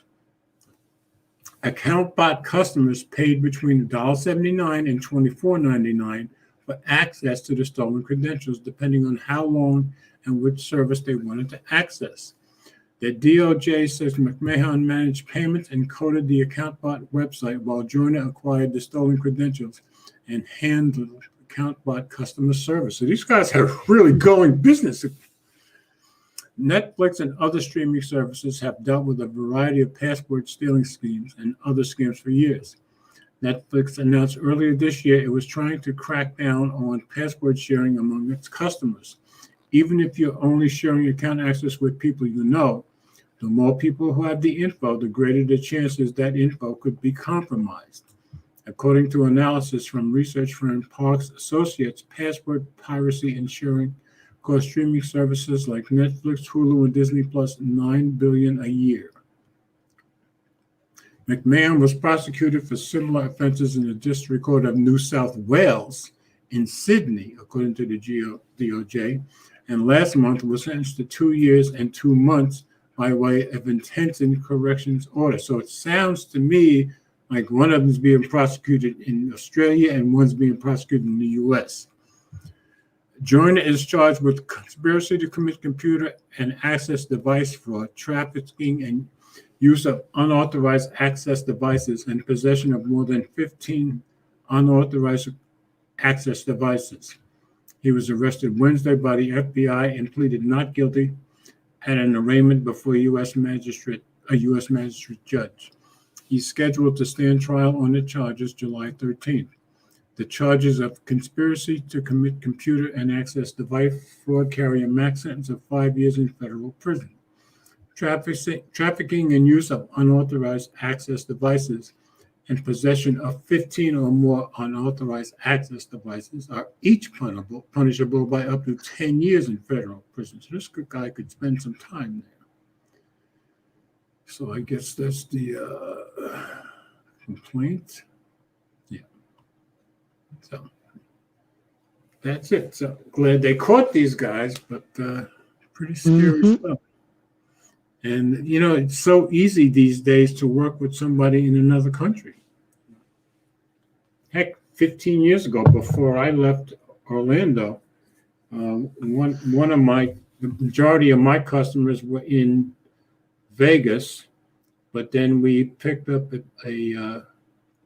another entity out in Australia, and I would work with them all the time. And it was very easy. It must be much easier now. Just glad they nailed these guys. And I don't use Netflix at all, so. All right, now we're going down to Ted's favorite part of the show. Well, hello there. Oh no, that's from Star Wars. No. All right, Ted, why Trek. don't you share the? Let me check the comments before we go on. Yeah, this is it. Search Bioman and Google. You'll see what I'm talking about. What is he talking about? Yeah, what are they talking about? I think they're talking about the Pixel 6 leaks. Oh, Pixel 6. Okay, looks like the Power Ranger visor. Okay. And Ren's agreed with that. Yeah, it's dark. Pixel Megazord. What is Megazord? You don't know. You know the Megazord and Power Rangers. I've never watched Power Rangers. Oh wow. Yeah, it was a I'm seriously old. Guess you didn't watch the kids shows with nephews and nieces, but basically a Megazord was when, you know, it was like 5 different robots coming together to form a giant robot. Okay. I know what Order 66 is, that's for sure. Basically, the only movies I've watched in the last 7 or 8 years, except for one, were either Star Wars or the Avengers. So I know Order 66 quite well. All right, Ted, why don't you share the glowing rectangles? That way you can control it, and just once you share it, I'll just put it up here. That way you can go up and down it as you see fit. Is that good? Yep.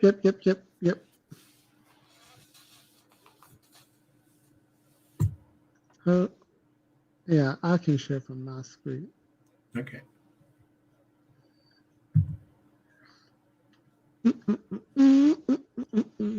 That's why Ted and I work well together. We know how to share. So, ladies and gentlemen, we come to you once again at our spot placement for the glowing rectangle subreddit. Yeah, did you share it? I'm not seeing it. Oh, there it is. Okay, got it. Okay, all yours. So, audience members, Brian Unlimited Power. There you go. Audience. No, you have to say it right. Power, unlimited power. Yeah, I'm just gonna go ahead with this theme. Rangers, have you come across a story or show tech related that you think other people like-minded like yourself would be interested in? Then go over to reddit.com. Keep forgetting it.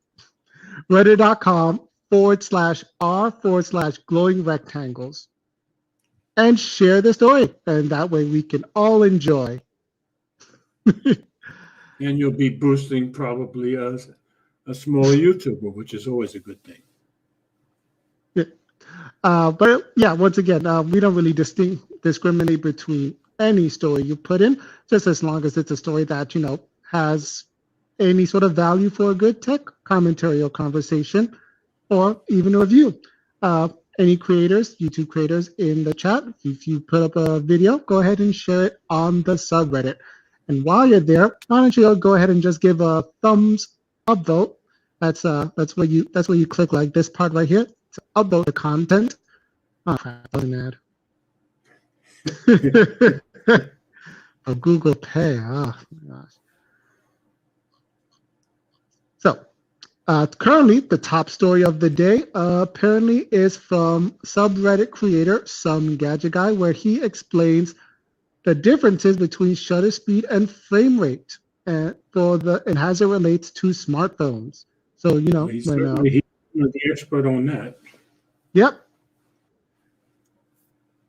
And for all of you guys who are not in a how can I? Let's see. Hurry up. Oh, I'm connected to the Ethernet, for God's sake. There it is. There it is. I was kind of hoping it would take me to his website so I can plug his book. I guess I should have said, whoops, there it is. Okay.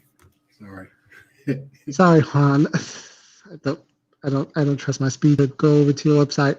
But actually, guys, you can just Google it. Some Gadget Guy, smartphone photography for noobs, and you can get all the information instead of just waiting for his videos piecemeal. And I can also tell you personally, he's also written a book that you can get on Amazon. And that's what I was talking about, George. No, the book. The book. The book itself. Okay, yes, I have the book. Yes, I have the book. That's what I was just talking about. Okay. Second story is Pixel 6, about a Pixel 6 render. And what's this? Apparently, it's his first video ever. Let's go over and check this story out.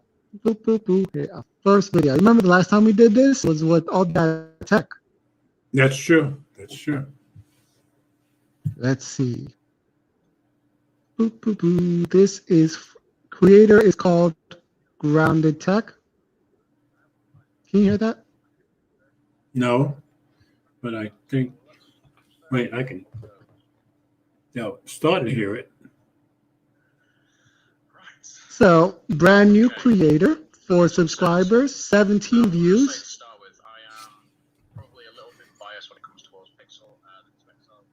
I gotta say, his audio is pretty good. It's excellent. Good. Not pretty good, actually excellent. I've never quite seen that mic before. He's got the nice set. Yeah, I don't think I've seen it before either. Yeah, because the video just came out, George. He's brand new. Fresh as a daisy. No, I said I've never seen the mic before, I said. Oh, my bad. Yeah. Yeah. So, yeah, what was he called? Grounded Tech. Why don't you go, guys, check his content out. Maybe subscribe. He puts out something interesting.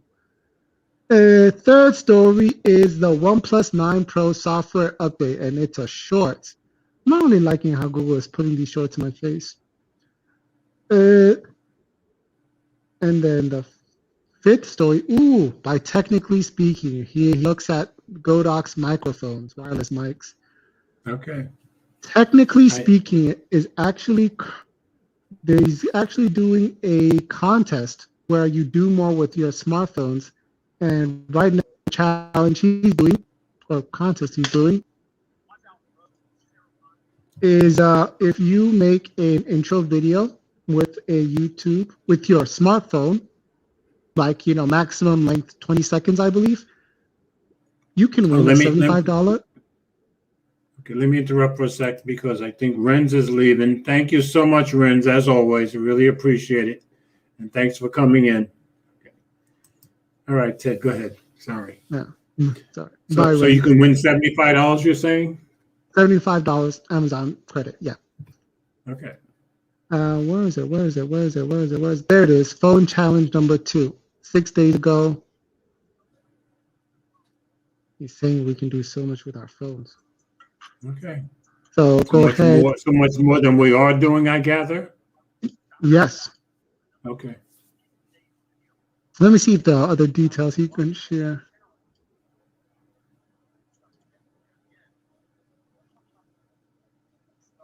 I don't. No, he doesn't show.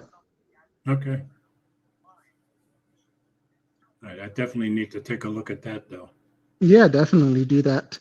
But yeah, it's called Phone Challenge 2 because the first challenge was actually done by some gadget guy where you I had was to going to do say a by one, I would yeah, suspect. Yes. Yeah. yeah, where you had to do a podcast, and the Oh, I winner remember gets seeing that one. Yeah. Okay. yeah, winner gets a Rode mic, and I won. So Okay. I'm gonna go for a double P to see if Oh, I can that's win right. this one You, too. I forgot you won. Yeah. Because I remember you acknowledging it on Twitter. 4 days left. So there's 4 days left to the smartphone challenge, guys. So Okay. make up a smartphone intro video to whatever, 20 seconds, and then share it to him, to Cool. Juan and some gadget guy. And then the sixth story goes to I forgot to look at this story. Study finds people could care less about 5G by Tech Alter and Mhm. his show The Friday Checkout. Cool. So as you Hmm. can see, you can put stories out here on glowing rectangles and get some exposure for yourself or whoever story you want to share. And it doesn't have Yeah, to be a video. It could be a blog, whatever you want. that's true. We are trying to promote blogs as well. Yeah. There's this guy who I used to follow his newsletter, but it keeps it just wouldn't arrive in my inbox for some reason. Do you remember who his name? Nope. I just Okay. gave You're up. I getting, said, okay, guess I won't be part of the news. I think it was you're getting old. Gadget Match newsletter. Was it Dowd who did it? Was some guy who knew Dowd. Let me check. Oh, Adam Dowd? Okay. Yeah. Is that the right guy? No, that's not. This is a different guy, but I feel like I saw his logo on the newsletter one time, so I'm Okay. thinking. At least we see there's another Zenfone 8 review out there. No, but it doesn't look like are these just videos? No, this is ads. Gotta say, it's a more appealing site though. He's got news, gaming. Where's your newsletter? I guess you don't have a newsletter. I'm sorry, guys. Okay. Regional. Of course, when you said Dowd, you triggered something in my mind. Did you ever hear of a movie called? Oh wow! I had the movie in my head and I just lost the name. It's with Jimmy Stewart and Harvey. Harvey. You ever hear of a movie called Harvey? Nope. Okay, it's from the 40s or early 50s. It's a terrific movie, and it's about a guy who's a little bit of an alkie, but a sweetheart of a guy. And all he does all day, he goes out to the bar with his friend, a puka. And a puka is a spirit that's invisible to anybody he doesn't want to see him except the person he wants to see him. Well, his best friend is this puka named Harvey, and Harvey shows himself as a 6'4" rabbit, Huh. who we never see until the outline at the very end of the movie. But his name in the movie was Elwood P. Dowd. And one of my favorite lines of all time came from that movie. He said, "My mother always told me, Elwood, you can be one of two things in this life. You can be awfully smart or you can be awfully nice." He said, "For years, I tried smart. I recommend nice." I think that's a great line.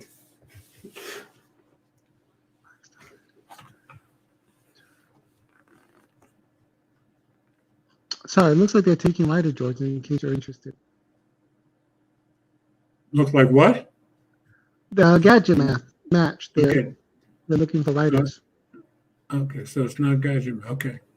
All right. So anyway, you certainly got glowing rectangles, some exposure again, as always. Yeah. Oh, I forgot to check for your stories, but I don't think you had any this week. I had one early in the week. Was it? I think it was early. I think it was this week.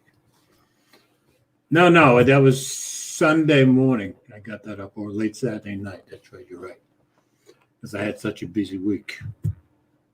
I will get something up this weekend. You can count on it. Ooh, okay. What I really need to do is write another article on my website, which I haven't done in quite a long time. Oh, Brian, That's thank you what I so could much, have sir. shared. Really appreciate it, Brian. Thank you, sir. And Brian always does the replay crew thing every week and spreads our broadcast around that way. Thank So you, Brian. Brian's Super a chat. stand up as they come, along with Renz and everybody else here, actually.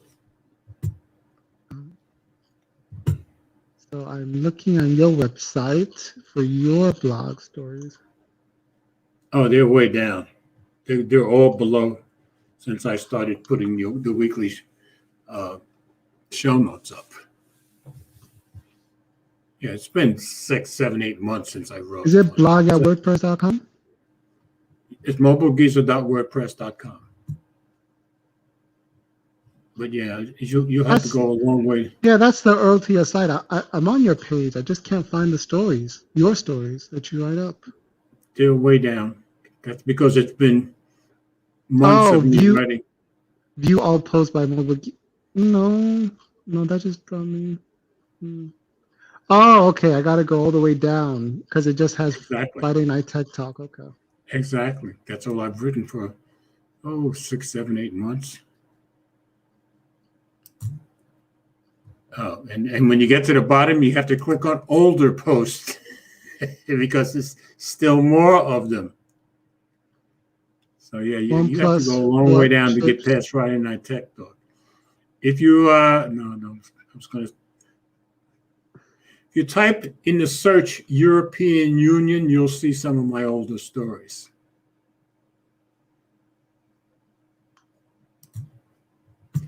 Anyway, I will write an article probably this weekend. I just have to see what it is. But I'm getting more and more followers on my webpage just because of posting the show notes every week. So that tells me I need to write something for my viewers. It was a good idea. Yeah, I've given up. Okay. All right. I appreciate the effort, though. All right, folks. Thanks, everybody, for coming in. Thanks to Renz and Brian, as always, for their donations. And thanks for everybody who stuck with us. And I think we had a pretty interesting show this week, even though we didn't have Will and Mike. So I hope everybody has a very blessed and wonderful weekend. I'll try to get some stuff done. As usual, I'm going to be very busy this weekend. Nothing new there. And Ted, you doing anything special for the weekend? Oh, that's right. You're going on a bicycle ride. Bicycle ride to a festival. Oh, yeah, with people and such. And I won't have a mask. Good luck, everybody else. It'll be the first time in a long time, right? Yep. Okay. You'll be fine. I'll be fine. Yep. Let's hope everybody is fine.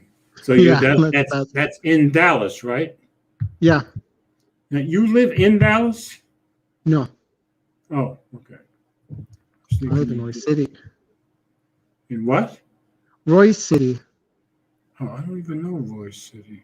I thought I knew most of the stuff, but you know what it is? I know some of the more northern suburbs of Dallas because that's where I stayed. Like I stayed in Carrollton when I was contracting there. Anyway, everybody, thanks for coming in tonight. And next week we'll be on your channel, right, Ted? Yep, that's right. Okay, so see you all next week on TED Talks. And everybody have a wonderful weekend. And we will see you next week. And here comes the pregnant pause.